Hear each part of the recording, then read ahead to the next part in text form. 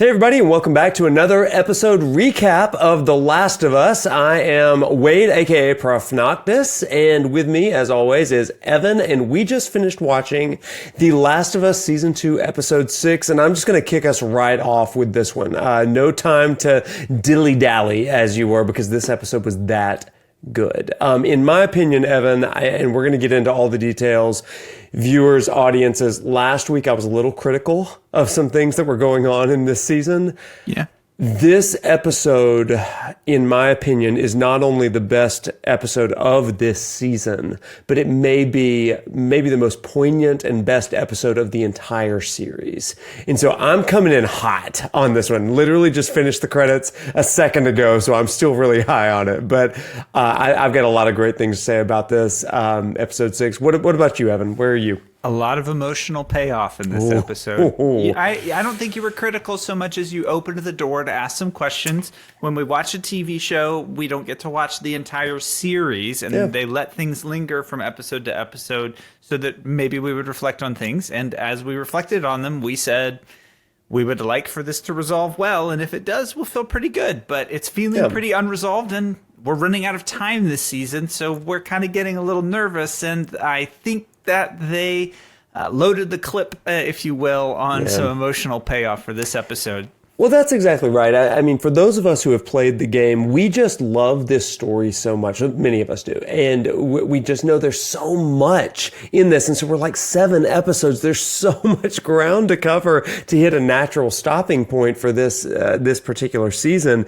And one of the critiques that I had last week, or I guess curiosities, I guess is a better way of saying Good reframing, is what are they doing with Ellie? Because Ellie felt very stoic, very just kind of blank, and we talked about maybe some of the things that were being told through the portrayal of Ellie in this season. Things like maybe she's just kind of traumatized, maybe it's just kind of a flat sort of experience because she's not allowing herself to feel. We talked about that with the guitar sequence last week, about how that was a little too personal, and so she cut it short, which also happens in the game. I didn't realize that until my playthrough this week. Oh, yeah, that's good. I did not realize that she played that first line of Future Days and then stopped herself before she plays the Aha song.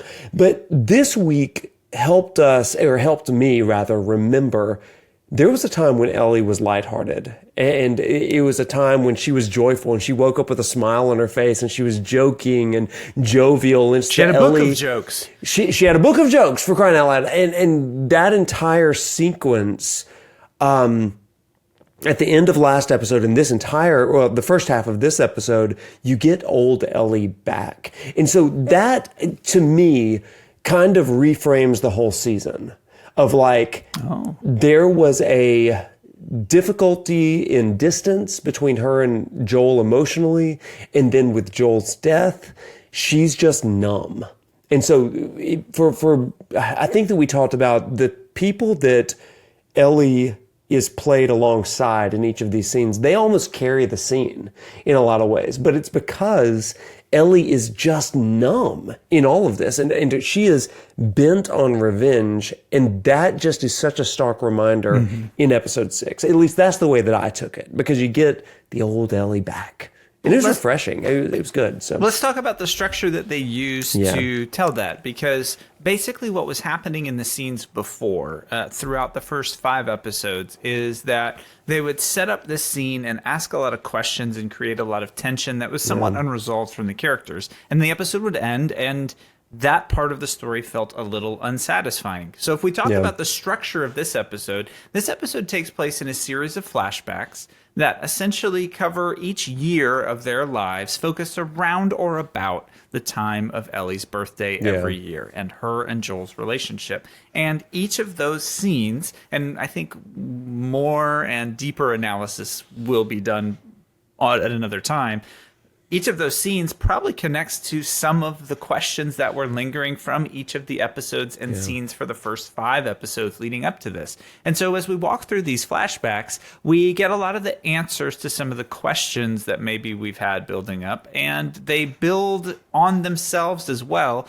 to really tell this kind of 4-ish year narrative arc between the end of season 1 and where we find ourselves here in season 2. So that's the structure for where we're heading. So we're going back in time to be able to look forward into the emotional future that we're going to have as this season wraps up next episode. Evan, I'm so glad that this episode hit exactly when it has, because my family, as I've talked about on social media and on here, my family's watching this and they're behind. Okay, they're not as avid viewers as we are.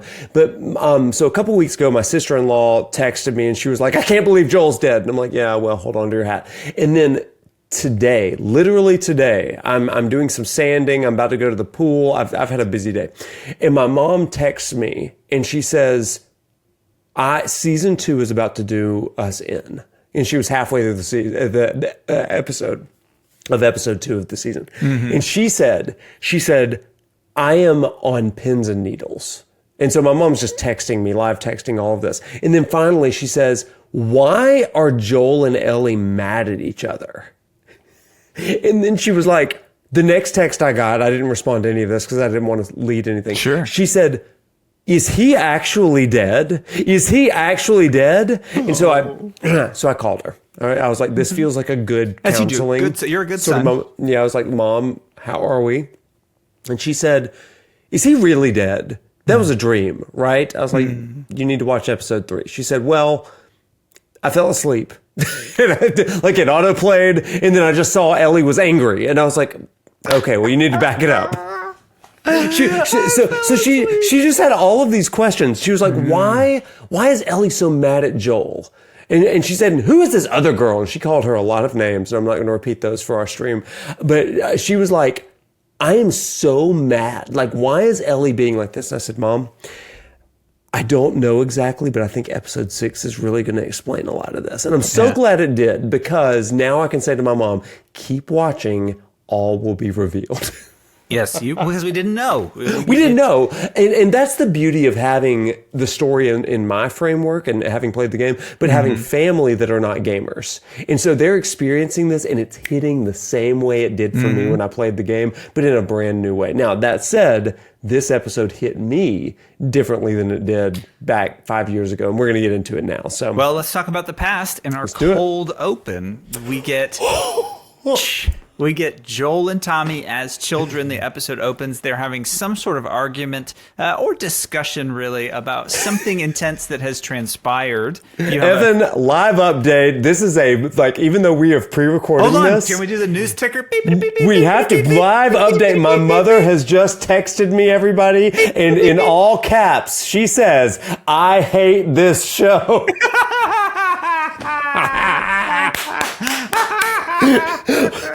Mom Noctis, live on the air right now. "I hate this show," she says. Oh my gosh, what should I say back? This is live for us. Like, hang in there. You could send the hang in there cat poster. I think that would be... I just said hang in there, LOL. That's fair. She's just experienced this traumatizing death, but that's it. So anyway, just so anybody that's watching, if you're wondering that if the emotions are hitting for the TV only viewers, it is. Mom Noctis is proof. They're overflowing into capitals and into the text. So it's all caps. "I hate this show." I hate this show. But it certainly has your attention. So that's arguably what their job is, to make you feel. And boy, do they ever. Boy, they are feeling. So in our cold open, we have little Tommy and little Joel. Yeah. And they're hanging out. And essentially, Joel says to Tommy, "Listen, It alludes to the fact that their father has been physically abusive with them. Right. And Joel says, "I'm not going to let him hurt you, even though this is your fault," essentially, too. He leaves a little bit of room there. And so he discusses some escalation that has happened in the past. And so Tommy goes away, and then Joel and Tommy's father come home. He comes home, and he's a police officer.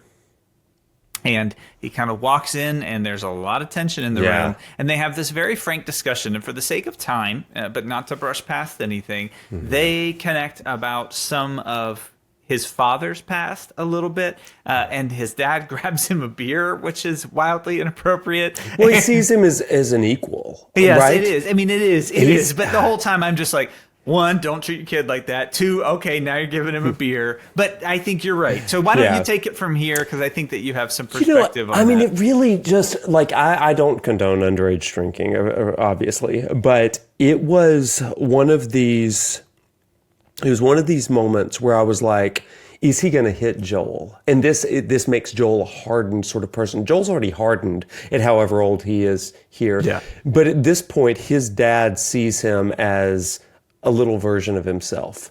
And I love the monologue that his dad gives. And Joel's just guarded the whole time. And he's like, you know what? My dad broke my jaw. Like, I remember this. And I know that I've hit you guys, but I've done a little bit better than my dad. And I hope that you're going to do a little better than me. And you see this just like generational, if we can be a little bit better than the generation before us, then we're making progress. And like, I cannot, as a man from Alabama, okay, there is so much that can be unpacked in that particular scene, because a lot of people look at Alabama in the South in America, and they see a lot of different things, and they're like, you've got so much to go.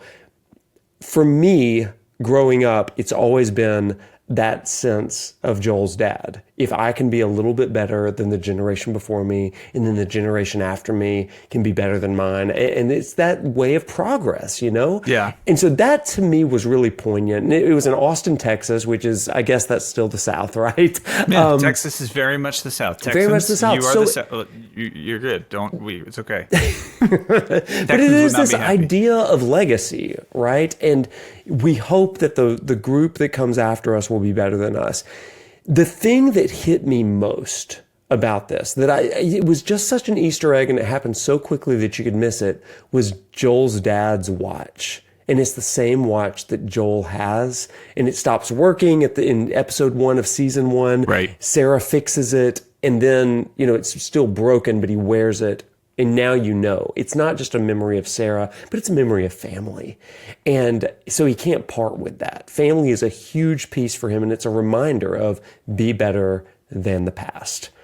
And to me, that just hit on every cylinder. That is not in the game, and it recontextualized every scene that I knew was coming. It was just maybe my favorite cold open. When they open a door coldly, they always walk through it, or at least let the breeze blow through it near the end of the episode. So in this cold open, I would say the reality that is confronted is the hope of generational progress, and then the reality of generational progress. Yeah. And that they're not the same always. That the hope at how far we're going to go, or we hope those that come behind us will be able to carry things forward. Right. And the reality of what it looks like to actually break those cycles and change those things is a bit of a tension there. And he communicates both the reality of what it has been, but also really what the hope is. And it's that hope that kind of pulls that tension forward and is in view,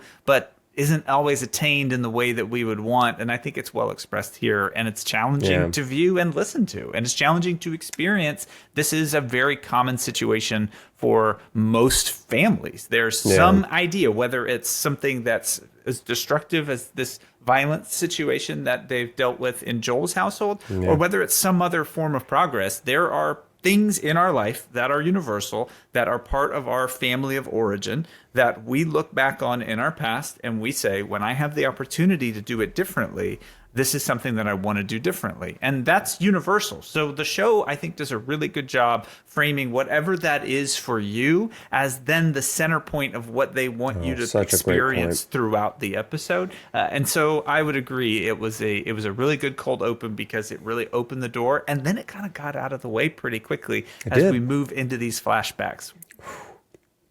These flashbacks, with that as the opener, it just really opened me up. So like you said earlier, Evan, we go through a series of birthdays and really holidays, special moments.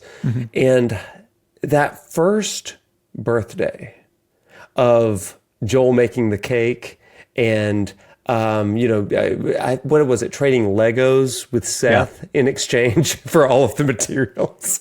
Well, and it gives some context to how hard he pushes Seth later, Yes. that they weren't strangers, that they knew each other, they knew they'd each done other. business together, that they understood each other, that Joel knew that he was a cop, Right. those kinds of things. Which Joel's dad was a cop. There's some latent anger there. Now picking up on that. Anyways, so it's Ellie's 15th birthday, right? Yeah, she's 15 now. And so the cake gets misspelled a little bit, which is funny. Eli, I loved that. Ellie, it's like, it's not a strong suit. But Tommy comes upstairs and he's like, "Hey, Joel, don't worry. It's just painkillers," which you're immediately like, whoa, okay, what has happened here? And Ellie has burned her arm intentionally, and she tells Joel in her slurred, painkillered way, "I just wanted to be able to wear short sleeves again." And this is... It's heartbreaking. I think Bella Ramsey does a really good job acting like different aged Ellie in each of these little flashback kind of vignettes, where I felt like we were getting an Ellie that was 4 or 5 years younger than the Ellie that we'd seen. And as we went throughout the episode, I felt like Ellie was a little bit older and a little bit different than what she was. They did a good job with the hairstyle and the costume, but I even think in attitude, the burdens that she was carrying versus how close she was to that inevitable confrontation at the end of the episode, I really sensed a dynamic kind of 4 different versions of Ellie that we saw here, and they open here with this first one. And Evan, I've got to say this, just because there's so much chatter out there about Ellie and Bella particular, and I just want to say this episode reminded me more than maybe any of the others that the issue, if there are any issues with pacing or anything with this season, we can critique the writing, but Bella is kind of immaculate. She did a great job. She and Pedro Pascal are great scene partners. Oh my gosh! So to have them reunited, the chemistry was just so good between them. It was and great. This is just such a reminder of that. And so, but when she is playing this kind of, I guess it's high or doped up, painkillered, she doped Ellie, up a little bit. That's she is. It's great, but you still kind of feel for her. It's like, I just wanted to wear short sleeves again. And Joel even later says, "I understand. I get why you did this." Okay. And it's a beautiful moment of like pseudo father and daughter, right? Well, it's just their most kind of wholesome father-daughter moment, because the others are kind of couched in some frustration with each other, because you get this beautiful scene with the guitar, and this show uses music and then raw singing, like unpolished singing, to convey like emotional resonance. And so Joel has made this guitar, carved this beautiful, very thoughtful, to take the drawing of the moth and then to take the Dremel and then try and explain the Dremel, then realize he doesn't need to explain the Dremel. I loved that. He's like, it's a rotary tool, but depending on what bit, it's very versatile. Anyways, you don't care. You're 15. And it's a guitar. It's a guitar. That's it. He's put this guitar together, if you will. And Ellie basically says, "Prove it. Like, show me that you know what you're doing there." Play something. And he plays very adeptly, but he sings sheepishly and honestly. And it reminds me of every other moment of singing and vulnerability. They use song as a lot of vulnerability in this show. And it was a really special moment that existed between them. What did it make you feel, and what do you think it did for the story? I mean, it hit me. I was surprised that it hit me at the same level as when I played the game. When I played the game, I fell in love with this song, Future Days by Pearl Jam, right? And to the point that to this day, I could take the camera into my front living room and show you I have the first sheet of sheet music framed on a wall above my piano in there, because it meant so much to me. It was in the midst of the pandemic, and it just really hit, about family and love and loss and all of those things. And it really just hit. And so I know that I've got a little bit of built up emotion with this song. So when Pedro started to play, we should also add the writers, and we all know that song came out chronologically out of sync with the show's timeline. We all get it. And the writers have said, but we didn't care. We don't care. We just think the song really works, and it does. Yeah. So there's also an apocalypse and mushroom people. So hold your disbelief. Thank you. Thank you very hold your much. disbelief. It's not like they're playing Taylor Swift. So it's like Just hold on, everybody. It doesn't quite have the same feeling if like Trouble starts playing when the cordyceps turn the corner. Or I honestly wish that Joel had said this song means a lot to me, and he played "Suntan City" by Luke Bryan. That would have been like the best. And Ellie's like, "What is this? Why are you singing it to me?" Can you imagine her after she's lost Joel just playing? Singing Suntan City as the waves come rolling on the sand. I was thinking, like, way down yonder on the Chattahoochee. She's like, what's a Chattahoochee and what's a what's yonder? a Chattahoochee? I was like, well, let me tell you. So they connect. So they connect, and she says, that was great. Actually, that was actually really, really good. It didn't suck. It didn't suck. That didn't suck. It didn't suck at all. But that entire song, and you know, viewers, if you don't know the lyrics of this song, I encourage you to Google it. Again, it's "Future Days" by Pearl Jam. The lyrics of that song really help one negotiate this entire season and understand Ellie's perspective, and Joel's for that matter, but especially Ellie's, from a whole new light. There's anytime we hear a song, and Evan, you've said this well in other episodes, but anytime we hear a song, it gives us a lens through which we need to kind of see the emotions. In Greek dramas, they would always have like the actors, the stage actors, and then you would have the chorus. And the chorus helps frame the narrative. Okay. Shout out to our classic research assistants on the channel. They really have been helping us think about this. Shout out to Smith particularly. But this is one of those moments where song allows for there to be like, these are the things you need to be thinking about during this season. We've waited 6 episodes. The mysteries are now clearing. This is what it's about. Well, and we've spun up wanting you to reflect on the topics, and then we're going to kind of pull them all together the way that Ellie would have probably experienced it as she was reflecting on it, right? Because, you know, who would reflect on these flashbacks and these moments? Who would remember them the most in this season? And it's Ellie. And we find out at the end of the episode, as she's kind of walking towards what's next for her after the scene with Nora, that it really is potentially, and it's possible that this is what she's been thinking about as she has walked back from the scene with Nora, reflecting on these 4 or 5 birthdays. We don't know for sure, but it makes sense that this is happening from her perspective a little bit. We get Joel before we get Ellie, so it really is from Joel's perspective, I think, because he's kind of, I think all the scenes open with him. But her memories are very much there. It's her birthday. She's a full participant. So I have a lot to say about that. I think I'm going to save it for the end, though. Yeah, I think that's great. There's some big things there. We'll open the door, and then you can close it. And we'll close it in the last 10 minutes. Yeah, 10 minutes. Yeah, right. So follow the Craig Mazin thing. So the next scene is a year later. It's Ellie's 16th birthday, and it is the Science Museum scene. This part choked me up. Like, I'm just going to say it. I choked up a little bit at the father-son thing at the beginning. Yeah. This part, I'm like actively wiping my sleeve and saying, you know, there's some pollen. Yeah. Well, there's a lot of that. I'll just talk this quickly through what happens in the Science Museum, and then I'd love for you to give some of the weight behind it. And feel free to interrupt if there's something you want to jump in on. Yeah, of course. But basically, she says, oh, is it a dinosaur? They're hiking through the woods. And then it really is a dinosaur. She climbs on top of this T-Rex. Joel's nervous, but he's excited. And then she sees the Science Museum. So they go over there, and there's all the ways that Joel has gone ahead of Ellie to prepare these things, that this is something that he's been doing in secret to help her enjoy it. For example, there's a kind of planet. Oh gosh, it's like an orbital thing. Yeah, like but it's got a name. It's got a name. A mobile. It's kind of a mobile of all the planets and their orbits and everything. And there's a crank on it, and she goes, "Oh, it still works." And you know, Joel kind of snidely says, "Yeah, somebody must have greased it." Yeah, exactly.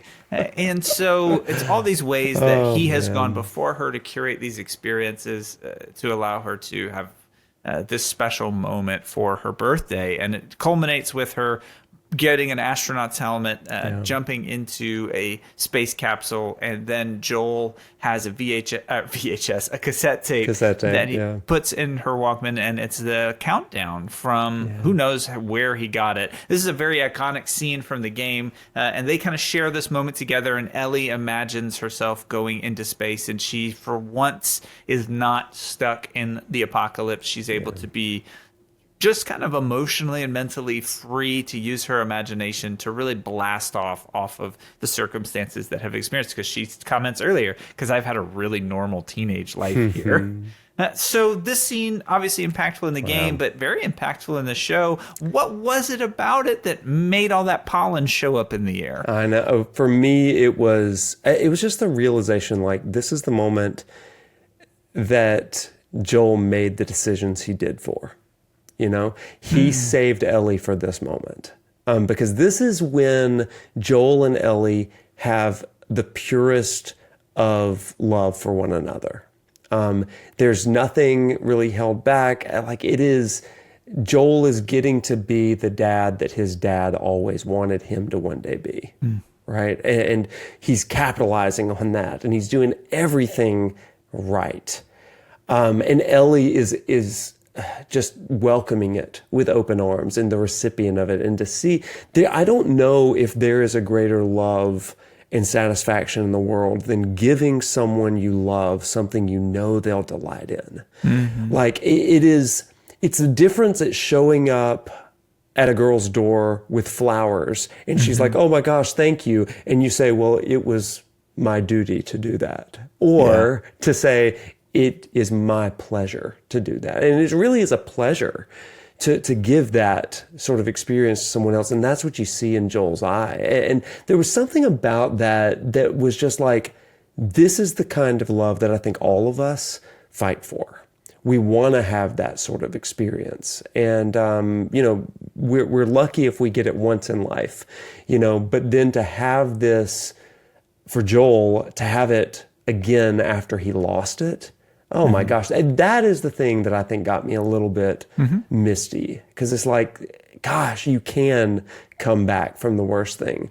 Now, all of that is soured in the very final shot of this museum experience, because Ellie is captivated by this scene of fireflies that are just dancing around the forest.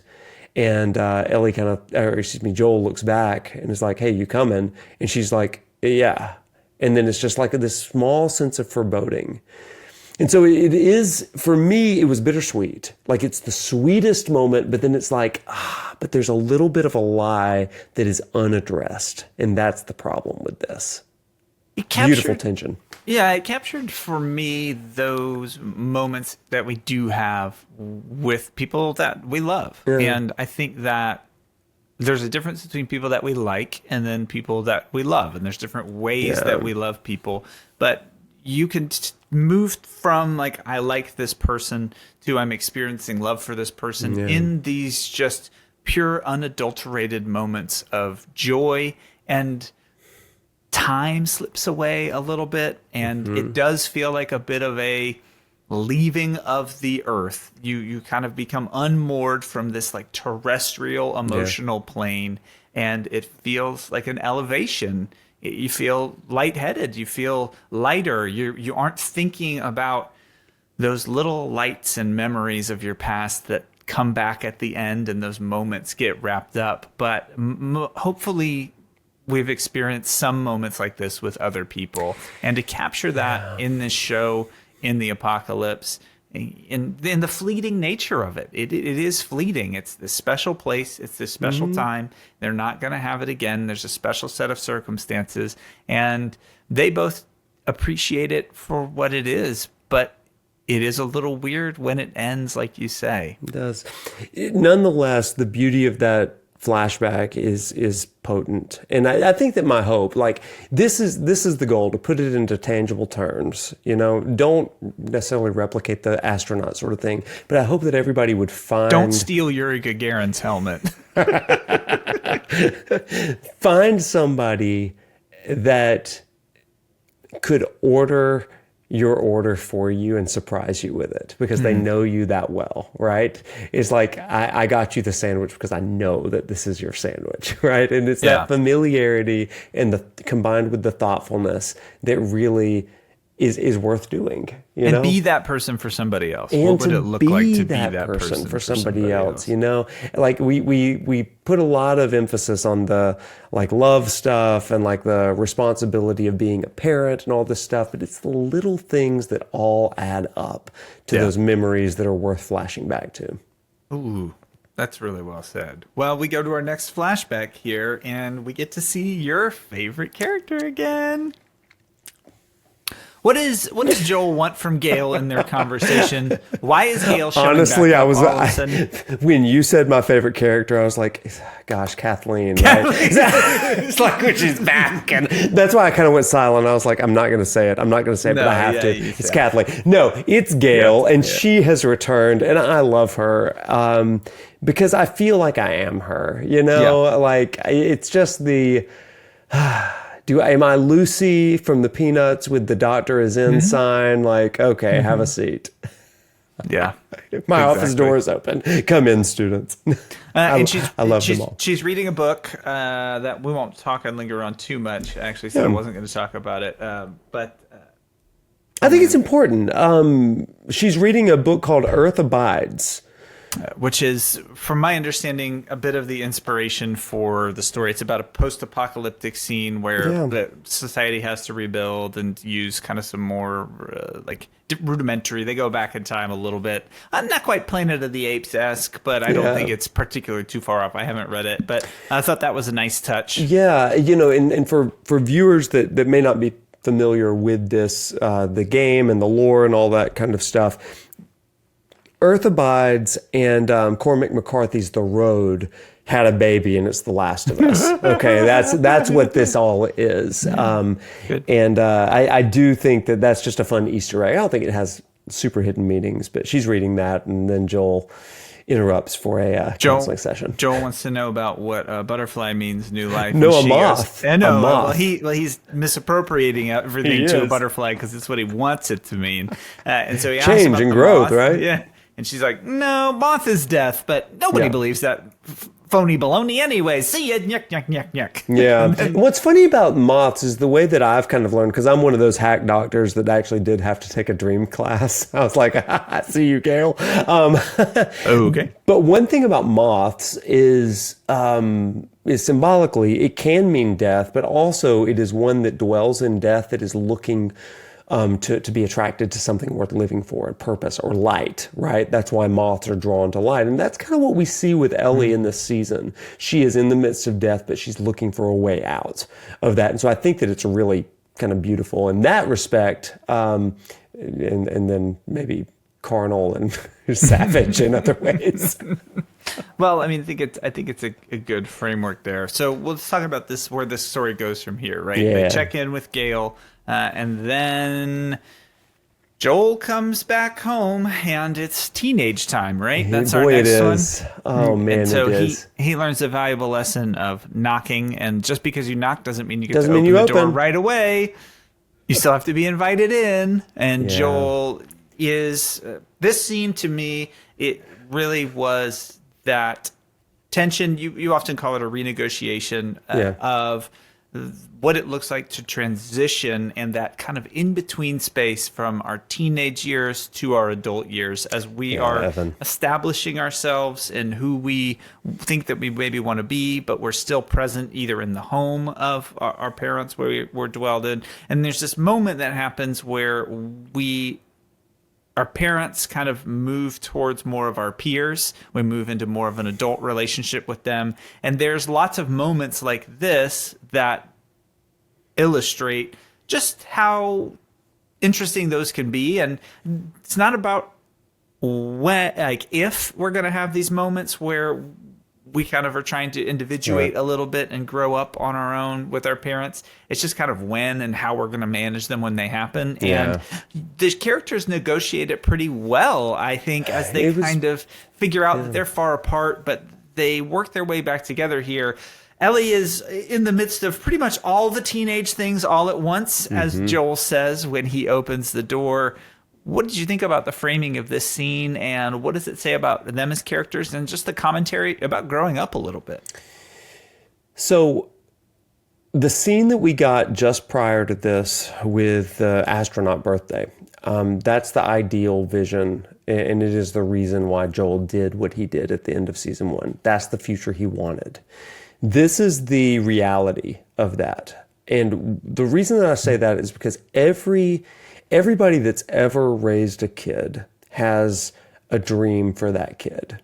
And at some point, that kid is going to subvert the vision and the dream that the parent had for that child. Because the kid has a will of their own. And they're going to do things that you don't agree with and all that kind of stuff. And it creates a household tension. Now, in this particular scene, Ellie does 3 things that break the ideal vision for Joel, right? All at once. All at once, okay? And, it's drugs, it is sex, and it is the tattoo, right? And the relational thing is it's with a girl, right? And so Joel even mentions that, like an experimentation. And Ellie responds by saying it wasn't an experiment. Also, I'm sorry, but I'm also not, because all of these things are true. I love that she says that, and I love that it's not this huge outburst sort of thing back and forth between the two of them. Yes, it was incredibly healthy, almost borderline to the point of unbelievable. Because I'm like, I don't know any parent and teen that have had this conversation as healthily. But what a great model for us. I think they've had to deal with some other more adult situations, much younger. Let's not negate those things. I think it's we look at the conversation that Ellie has and the way that she has conversations here, and from 15 to 16 here now at 17 years old, she is developing a bit of a vernacular and an understanding of how she feels, and whereas she would maybe only blow up previously, it's something that she's able to articulate the ideas, to discuss the idea itself, but then to frame herself and her expectations of her as a person and him as a parent, we'll say in this scenario. And it really is that kind of turning point that can happen in the difference between 15 to 17 to 18. There's a point where we make that turn, and she has the ability to kind of stand up for herself a little bit and say, yeah, I am here in your home, but also this wasn't an experiment. This isn't this. I don't view this as a mistake. I'm trying to tell you that this is just part of who I am right now. And I honestly, it does go better than you would think based on what you've seen for the rest of the show. Yeah, this scene hit really close to home just because my daily work life is this every single year. Because new groups of freshmen come into my class or into my student center, all this stuff, and they're again analyzing their relationships and who they've been up to this point, and some of them stay on course with the identity they've always had, and some make some pretty big alterations, and that always demands a discussion with those that have always known you as one thing or dreamed you to be one thing. And so as small as changing majors, others completely different identities in a lot of ways. And so that I love that we finally have a model of like, hey, there's clarity and there's kindness and gentleness, but firmness all at once. And I think that that's the beauty of this particular scene. And, there always comes from a parent side of things, there comes the point when you have to allow the kid to be a bit more autonomous. And that's painful for everybody because it's a new stage of life, just like we all go through various stages. Well, it feels like a stretch. And as a parent or as a mentor or even friends, as friends or peers or a younger sibling, whenever we take these bigger steps, it feels like a stretch. There's a reason it's called stretching. And when the step is larger, that kind of axis of gravity for where balance sits changes. And so if the footing is uncertain and it's a big step, that feeling of risk, that emotional slip, or the feeling of familiarity under your feet changing when you get that adrenaline spike when you slip when you're walking or hiking or catch your toe on something, is not too dissimilar to that feeling emotionally when we experience those slips or have to negotiate those stretches and those gaps in our relationships. And so I think they did a great job illustrating it here. I think so. And they find their balance again pretty quickly and kind of move forward. So. Yeah, they do. Well, I do want to talk about that specifically for a second because it's raining outside and Ellie's trying to move her bed out and Joel kind of stops her, and there's moving of a mattress in like film and television is used in a lot of ways. There's some old, I think Alfred Hitchcock uses moving of a mattress as like a way to kind of talk about tension in relationships because it's where you stay. And so it is a bit of a visual callback to how these things are shown as they're discussed in domicile, like in a domicile or a house and their kind of situation. And Joel's like, just go back in.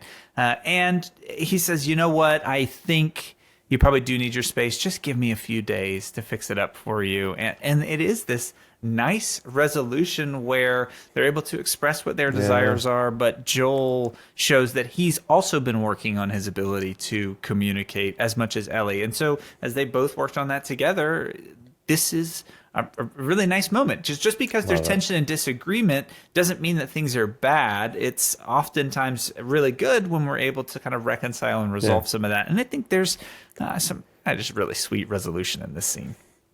I think so too. I mean, the whole scene just really hit. And again, it just gives some gravitas to the entire dynamic of this season of like, okay, there was tension. And I imagine as my mom watches this, who continues to text me even as we speak.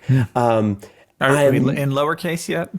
We are back to lowercase right now, but hold on. As she goes through this season, my question is always like, okay, how will mom think about these kind of things? You know, as somebody that has no framework whatsoever from the game.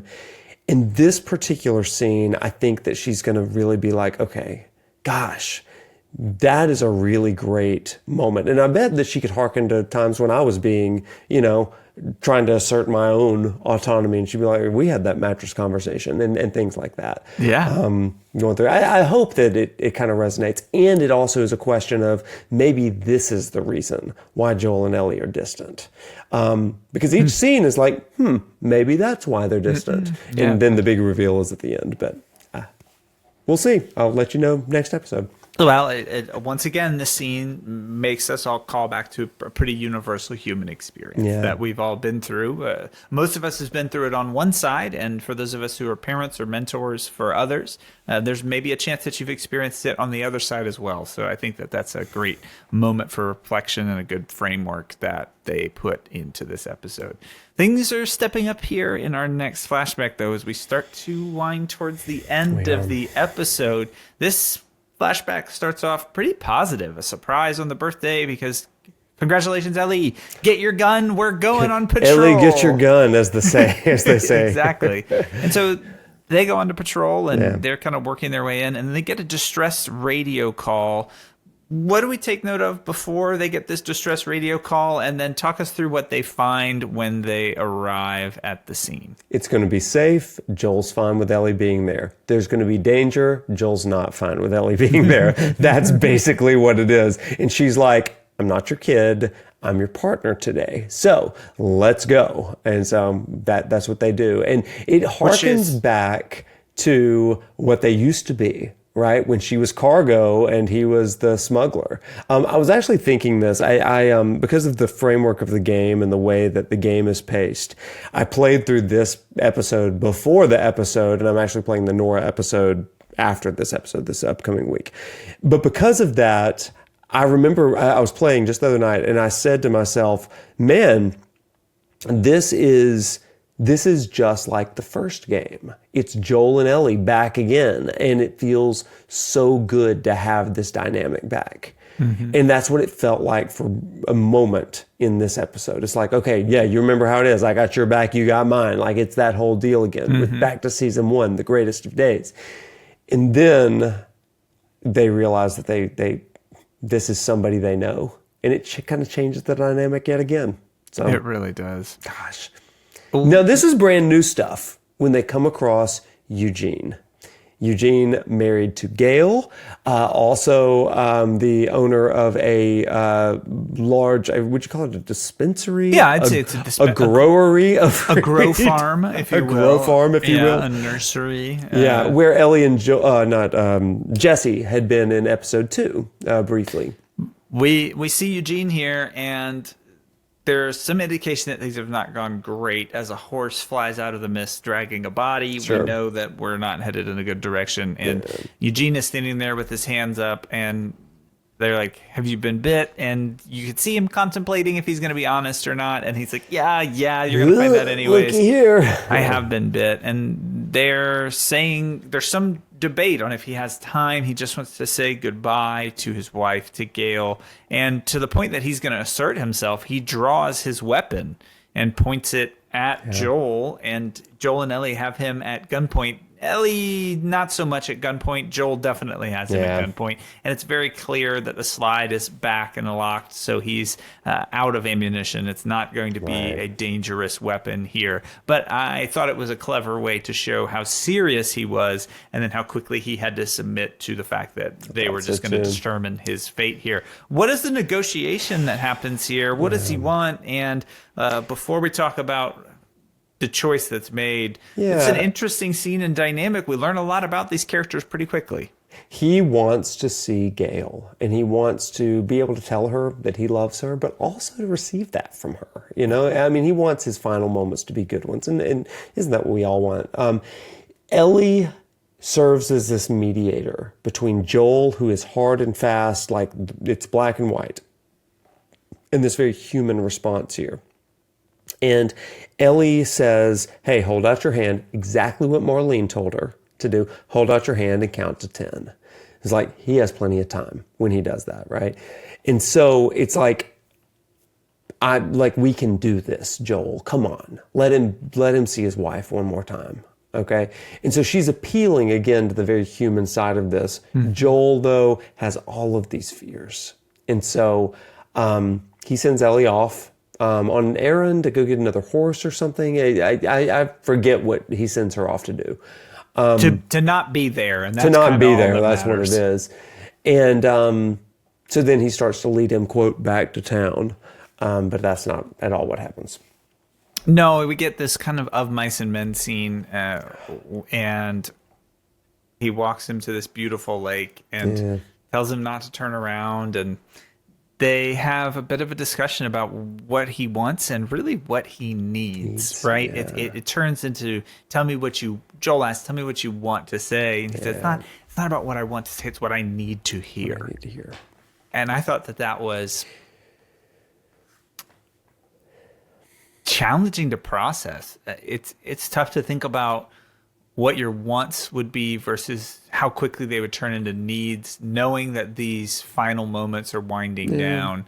And he says, I'm terrified. Yeah. He says, I'm terrified. This is unknown for me. And Joel is cold. He is. I mean, he's black and white mode, right? Yeah, he's in honor mode, which is, I'll say your final words to your wife, but I have a duty here to essentially put you down. Yeah. So you're going to just have to deal with that. And what did you make of that? How did it make you feel? And then why do you think that they told it to us this way, especially thinking of how mad Gail was about the scene that we're seeing now, right? We see a lot of Gail's anger here. And how does this kind of start to frame that? And why did they say it this way? When Eugene says, I want to see her face, right? Like I want her face to be the last thing that I see. She needs to be there so I can look at her when it all happens. Mm-hmm. And Joel says, if you love her, you can always see her face. And so go ahead and picture her. Now, that entire scene, I was like, when Joel dies, he sees Ellie's face. Mm-hmm. That's what it made me think of. And it's like, that was the gift that he was given in those last moments. And it's also the reason, if you go back to episode 2, when Ellie says, Joel, get up, you see him start to get up and you start to wonder, is he going to? But it's that moment of like, I do have the strength to go on, or I can face whatever's next. And he gets that piece, and he didn't give Eugene that piece. That's what I was thinking of. And it's like, oh man, that's What a just, contrast. that's nuts, right? And so he does shoot Eugene. And it is bittersweet and also beautiful for Eugene in some ways, but not perfect. I want to talk a little bit about how we know that he shot Eugene in the way that they showed it. They kind of pan out wider to the lake scene, but there's no noise. No. We just see a flock of birds leave the area. Yeah.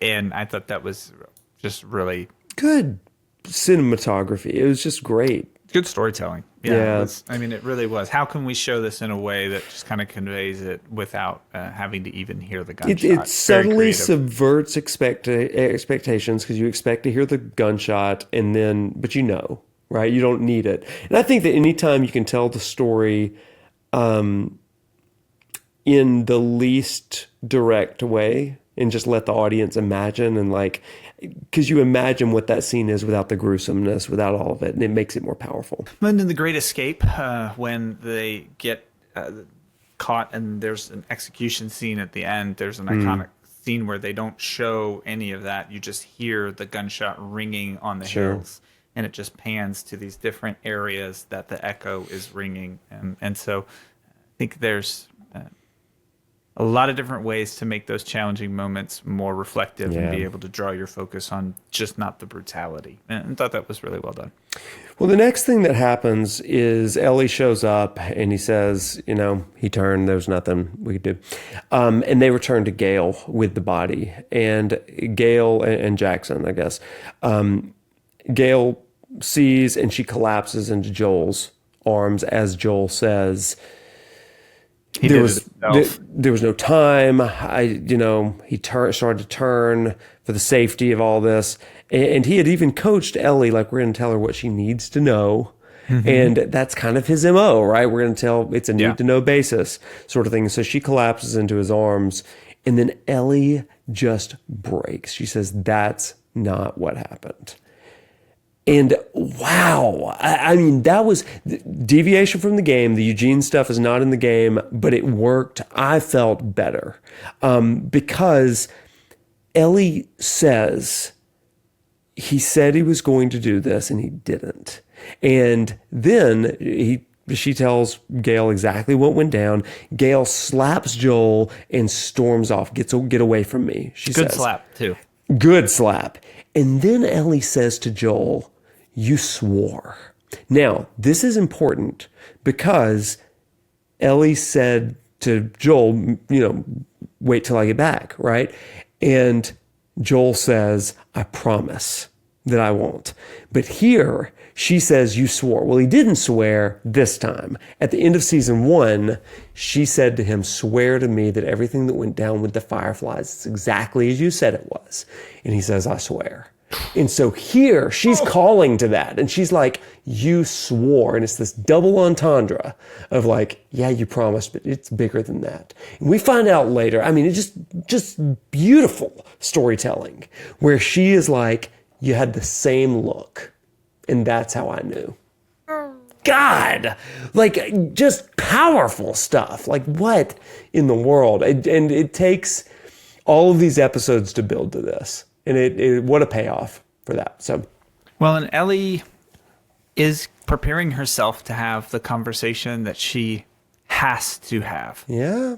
With Joel. And we even see these next scenes of her practicing talking to the empty workbench. Well, that was at the beginning of this day before they go out on patrol.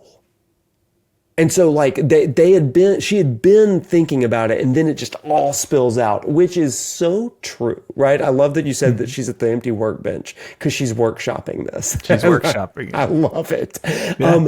But the beauty of that and the reality of that very human scene is for all of us, we have the script in our minds of what we want to say when we have to confront someone. And then there's a catalyst where it all comes out in the least elegant way. And that just blows up right It's here. so true, isn't it? Like for me it is. And I feel like it's a pretty universal sort of thing. Practice that conversation a million times, and the second I open my mouth, it never goes the way that you think it's going to. Well, especially when something happens that demands it, right? And so it's like, it's just you think that you're bottling it up and that you're managing it, and you're not. You're deferring the day that it's gonna. Isn't that the truth? It is so challenging. It's painful, and you see that pain here. You don't need the apocalypse to experience that pain, but I'm sure the apocalypse doesn't help. Yeah, for sure. And so, and again, it's the question of, is this the reason why Ellie and Joel are distant? Is it Eugene? My mother. What? Ellie really was close to Eugene, huh? Is this why they hate each other? Keep watching. Well, let's keep watching here. What is it that happens, and what do we find out about it? Talk about the way that they just pull this thread to tie it all together. So they replay from Joel's perspective this time, the New Year's party, and you see Joel distant from Ellie a little bit, but watching her. She sees him or her talking with Jesse and kind of wonder a little bit. And then he sees her dancing with Dina. And then you have this conversation with Maria. And I love that they brought back the Maria thing, saying, Maria said to him, "Hey, Uncle Grumpy," or whatever, your family, I talked about how you were refugees, but you know that you're more than that to us. And we are greatly grateful for you. That's what we are. And so there's some closure there. But then when Seth says the things to Ellie and Dina that he does from episode, episode 1, and Joel steps in, we see it from Joel's point of view at this point. And it's just after Maria says, family takes care of each other. That's what we do. And that's exactly what he does in the next scene, because it's like, she's my family. There may be distance. And so he gets up, steps up, and then it replays exactly. But then, after that scene, you get the famous, much desired porch scene. Ellie walks by, Joel's kind of strumming on the guitar on the porch. And then it seems like she's going to walk by, but she comes back, gets up on the porch. And it's one of those moments where, and in life we get these, right? It would be easier for a person to just walk by. But when they come back and they're just standing in proximity, it opens the door ever so slightly for a conversation. And Joel realizes that, so he puts down the guitar. So it's like, well, like it or not, we're having this talk right now. And so he gets up. Yeah, you put yourself physically in the path that someone has to walk, and they can choose to engage or not.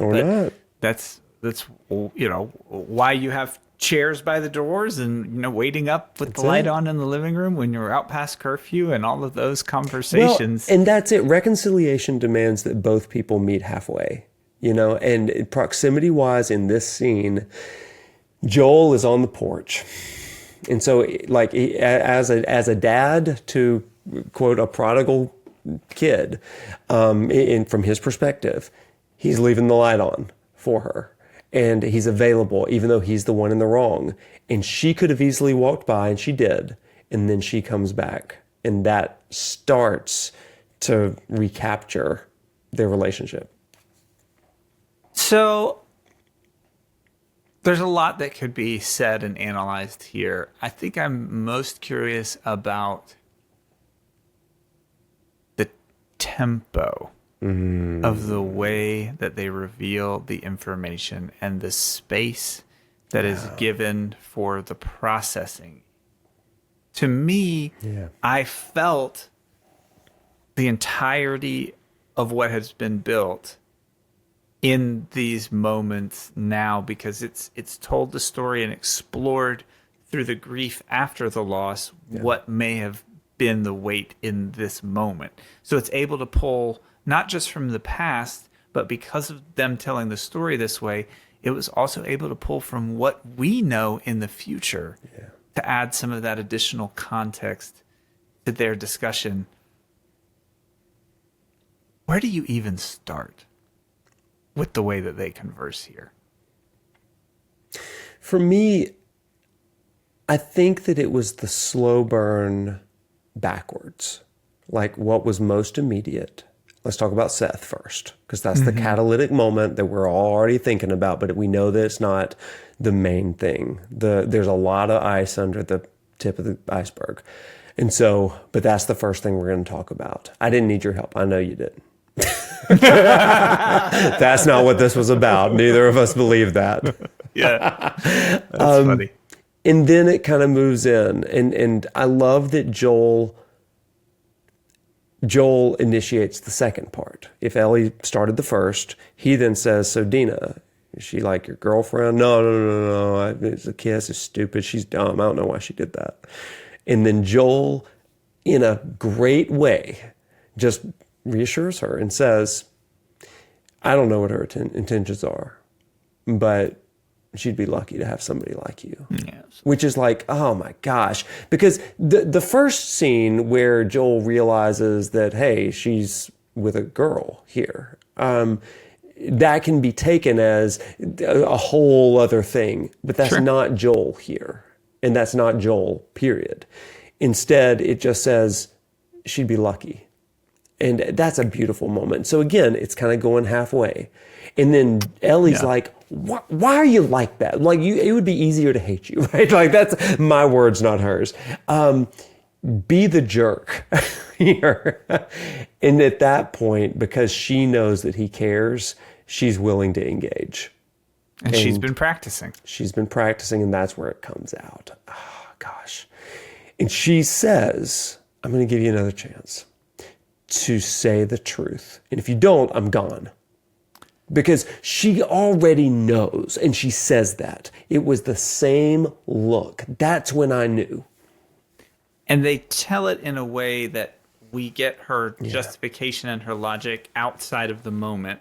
So in this moment, it's just the connection and the impact between the two of them, because she doesn't have to go through all her logic in front of the camera for us to know what she's thinking, because we were present in her practice. So we know all of the reasons and justifications that she is using her intellect to be able to process and deduce really that this couldn't be true. So that's already out of the way. That's exactly it. So it's entirely just about what that moment meant for them as words are spoken, and then Joel just kind of barely is able to croak out these responses, and you can see the weight on his face. I'm a mess at this point. I'm just like, I'm just breaking, because I'm like, he's admitting it. It's like, were there raiders? No.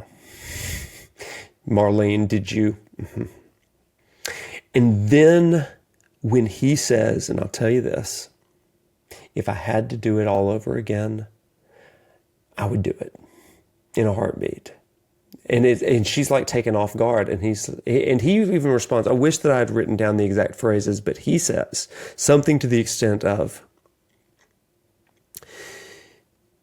if you ever experience the kind of love that I feel right here, that essentially is a father for their kid, then you would probably understand that situation. And you may never understand that. I hope to God that you do.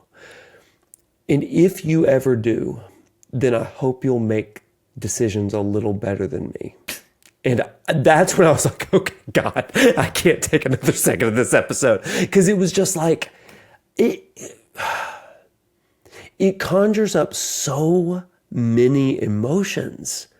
Because it's like, everybody really is doing the best they can in trying to negotiate the world and the tension of the needs of the world with the reality of the loves that they have. And that's all we can do.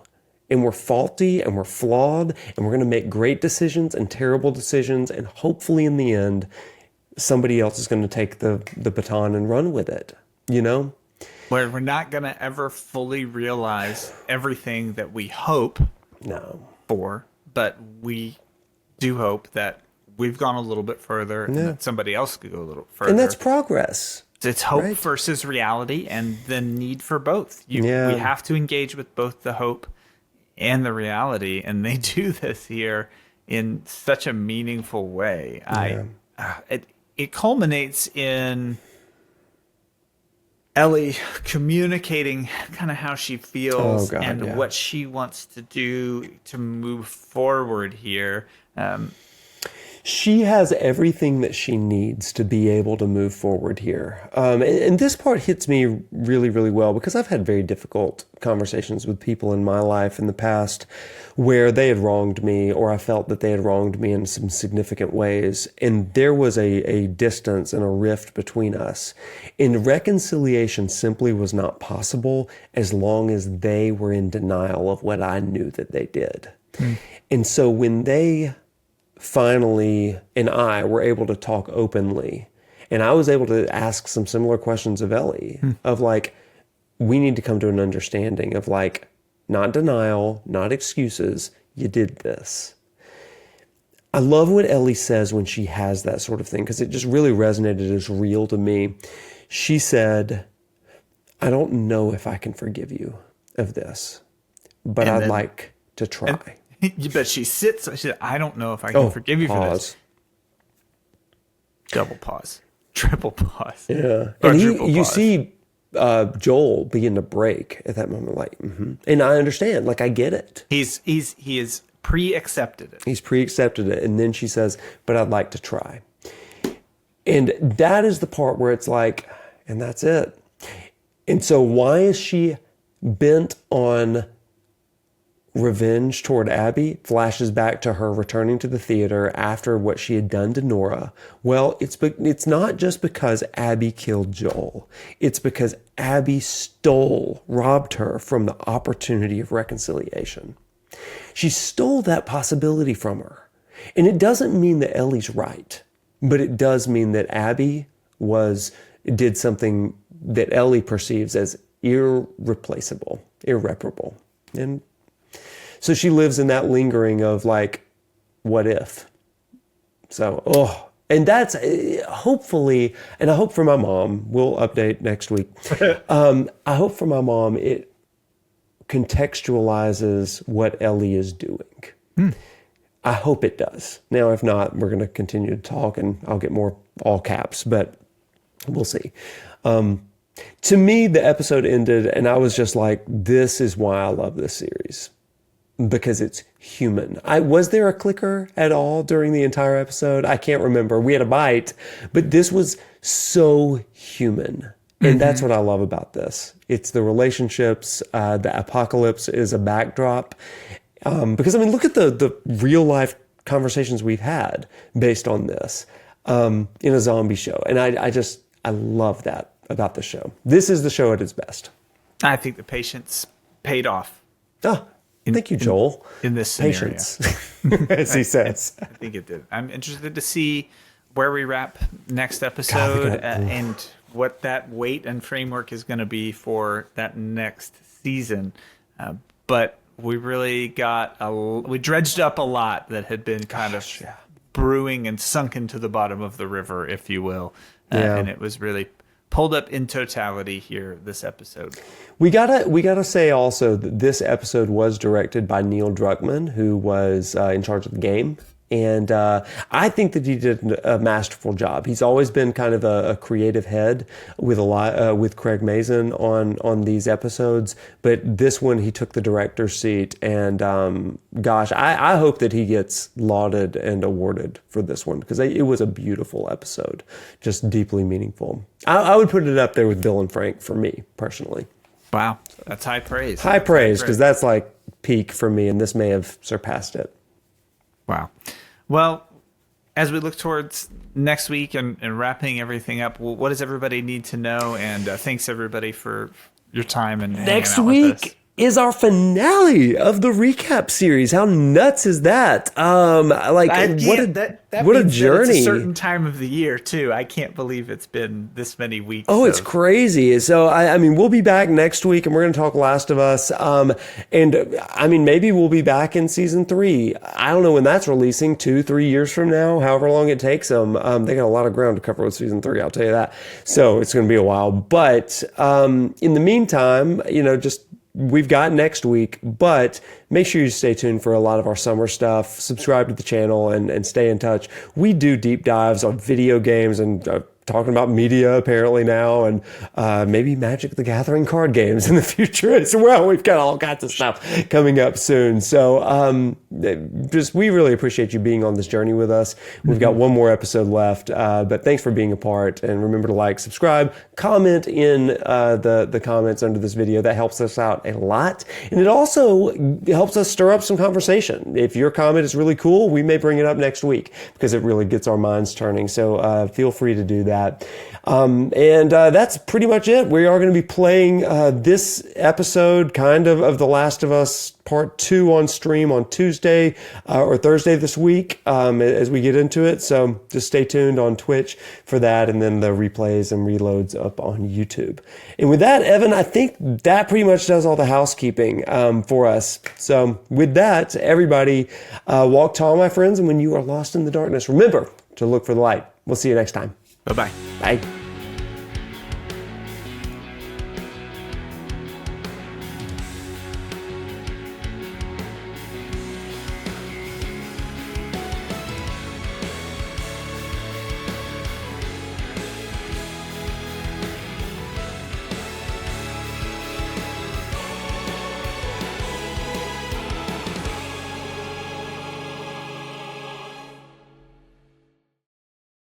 Thanks to Husky by the Geek for our theme music. Thanks to Nick Smith for our graphics. And most of all, thanks to you. This program is brought to you by viewers like you, and we so appreciate you joining us on this Last of Us journey. We hope that you have a wonderful rest of your week, and we look forward to seeing you on our next episode. Bye-bye.